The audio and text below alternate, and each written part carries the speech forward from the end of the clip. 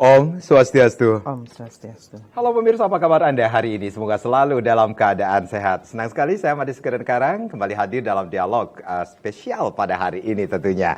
Ya, pemirsa, Menkumham menganugerahi Gubernur Bali dan Ketua Dekranasda Bali penghargaan pertumbuhan kekayaan intelektual. Kepemimpinan Gubernur Wayan Koster memberikan perlindungan karya intelektual sebagai aset berharga dan bernilai ekonomi dalam mempercepat pembangunan ekonomi. Sedangkan Ketua Dekranasda Bali diganjar sebagai tokoh berperan aktif memacu pertumbuhan kreativitas dan inovasi kekayaan intelektual dalam rangka pemulihan ekonomi nasional. Apa kabarnya Songket Bali dan Endak Bali?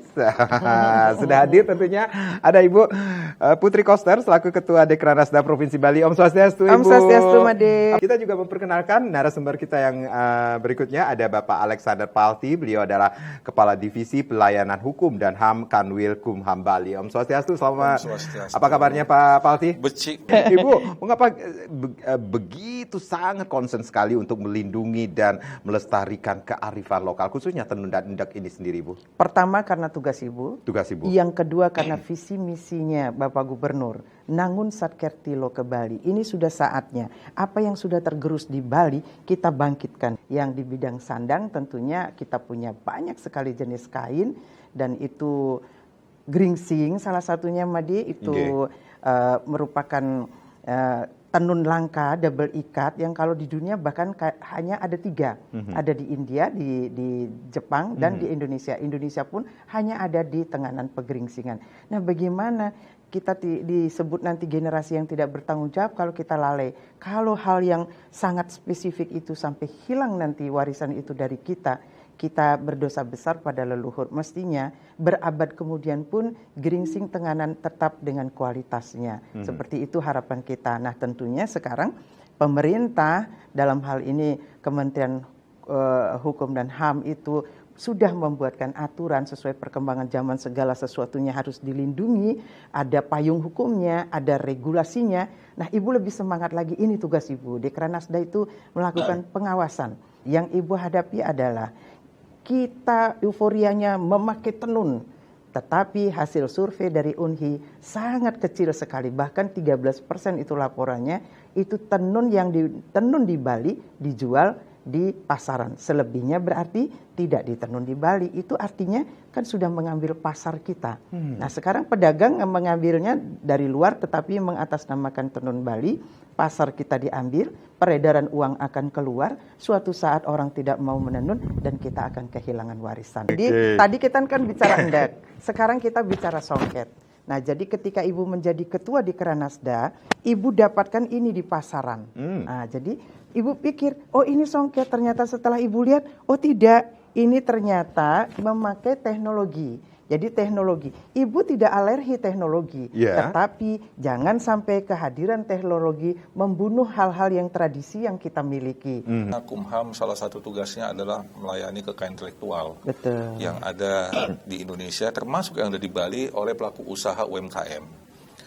Nah, lalu tadi mencermatinya sebenarnya kesimpulannya ada 2, yaitu perlindungan hukum sama hak ekonomi. Nah, di sini yang sangat penting dicermati oleh kita selaku pemerintah maupun selaku pelaku usahanya. Kalau ini tidak terlindungi, maka otomatis hak ekonominya pun akan tidak didapat secara maksimal. Betul. Tadi disampaikan oleh Ibu Koster tadi tentang songket, seolah-olah ini songket. Iya. Tetapi ini bukan songket. Nah, ini kan menarik. Betul. Ya kan? Artinya ada sesuatu yang menjadi pertanyaan dan menjadi bahan kajian kami dari segi pemeriksaan bahwa ini ada pelanggaran atau tidak. Di sini kan sudah diakui bahwa endak dan songket Bali itu milik masyarakat Bali. Kenapa demikian? Pertama, bahwa ini terkait tentang adat istiadat. Yang kedua, turun-temurun. Yang ketiga, tradisi. Ya kan? Yang keempat, ada masyarakatnya yang melestarikan. Nah, di sini pentingnya perlindungan hukum terhadap keaslian otentik dari hasil produksi Bali. Nah, itu yang kami sangat care untuk hal ini. Kami akan melindungi dan melaksanakan sesuai dengan undang-undang hak cipta. Terhadap hal itu sebenarnya kami tidak ingin melakukan hal-hal yang represif. Kami tetap mengedepankan preventif. ya preventif pendekatan. Nah juga tadi Ibu sudah sebagai Dekranasda sangat memiliki perhatian yang lebih. Kami di sini sangat tersanjung sebenarnya dengan adanya semangat Ibu. Ya kan, kami siap. Nah, tapi perlu juga masyarakat tahu tentang pelanggaran yang dilakukan itu akan kena kepada Undang-Undang Hak Cipta. Izin saya akan bacakannya. Ya. Dari Undang-Undang Nomor 28 Tahun 2014 tentang Hak Cipta. Ya. Di sini ada di pasal 95 dulu ya, ayat 4. Selain pelanggaran hak cipta dan atau hak terkait dalam bentuk pembajakan, sepanjang para pihak yang bersengketa diketahui keberadaannya dan atau berada di wilayah negara kesatuan Republik Indonesia, harus menempuh terlebih dahulu penyelesaian sengketa melalui mediasi sebelum melakukan tuntutan pidana. Iya, betul. Nah, ya, itu pasal 95. Artinya, dalam hal masyarakat kustodian endek maupun songket ataupun pemerintah Provinsi Bali merasa keberatan, ya kan, melakukan langkah apa dulu? Mediasi. Itu diatur dalam undang-undang beberapa tahapannya. Jadi tidak langsung menggugat, gitu ya, melakukan mediasi sebelum tuntutan pidana. Lalu di pasal 112, setiap orang yang dengan tanpa hak melakukan perbuatan sebagaimana dimaksud dalam pasal 7 ayat 3 Undang-Undang Hak Cipta dan atau pasal 52 Undang-Undang Hak Cipta untuk penggunaan secara komersial, ini kan sudah komersial. Betul. Dijual bebas. Iya. Ya kan? Bahkan harganya lebih murah. Tapi secara kualitas jauh. Dia lebih mengedepankan kuantitas. Betul. Nah ini, secara komersial dipidana dengan pidana penjara paling lama 2 tahun. Wah. Dan atau pidana denda paling banyak 300 juta. Dipidana 2 tahun Iya. di penjara. Iya. Itu Atau pidana denda paling banyak dan atau. Jadi ini bisa kumulatif, bisa pilihan dan atau. Dan ya, atau. Iya. Bisa juga dia denda paling banyak 300. Bisa dia 2 tahun plus denda. Iya. Bisa dia hanya kena denda saja atau kena pidana saja. Baik. Itu pasal 112. Lalu ada juga pasal 113. Ini biar masyarakat melek hukum ya. Betul. Karena kadang masyarakat kita ini malas untuk mengetahui hukum, padahal di situ ada nilai positif yang melindungi dia sendiri. Betul. Gitu ya. Ini penting ya untuk pelaku UMKM juga tidak terlena dengan hanya menjual-menjual. Tapi lihat juga yang melindunginya itu apa. Di pasal 113.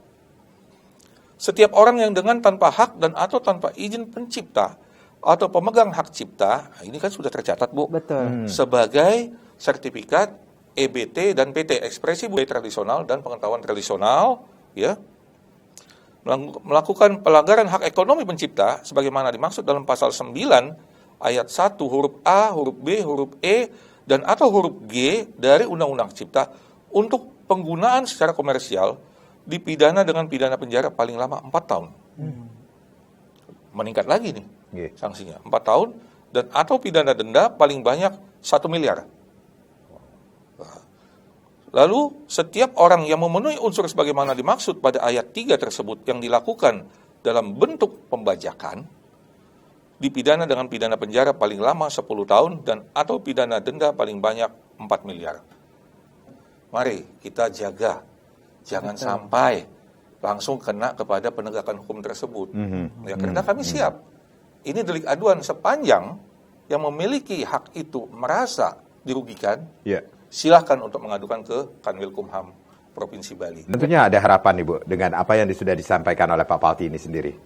Ya, harapan Ibu tentunya di ujung-ujungnya adalah kita kembali kepada tatanan sehingga kita sebagai anak Bali benar-benar melakukan tanggung jawab moral, apalagi terkait dengan warisan-warisan leluhur agar tetap lestari. Tetapi di ujung-ujungnya adalah kita kembalikan dulu tatanan, kalaupun kita belum tahu bahwa karya-karya ini sudah dilindungi secara hukum, sekarang kita menjadi tahu dengan sosialisasi mendampingi beliau di Bali TV sekarang, kita jadi tahu, kalau sudah tahu bahwa ini ada perlindungan hukumnya, itu hindari untuk melanggar hukum. Yang terlanjur sudah menjual produk-produk yang dari luar dengan atas nama produk kita di Bali, kemudian yang mengambil motif-motif, yuk kembali jual produk-produk yang diproduksi oleh saudara kita sendiri kepada saudara kita di seluruh Nusantara, kepada saudara kita di dunia. Dengan begitu baru karya-karya kita akan lestari, masyarakat senimannya akan sejahtera.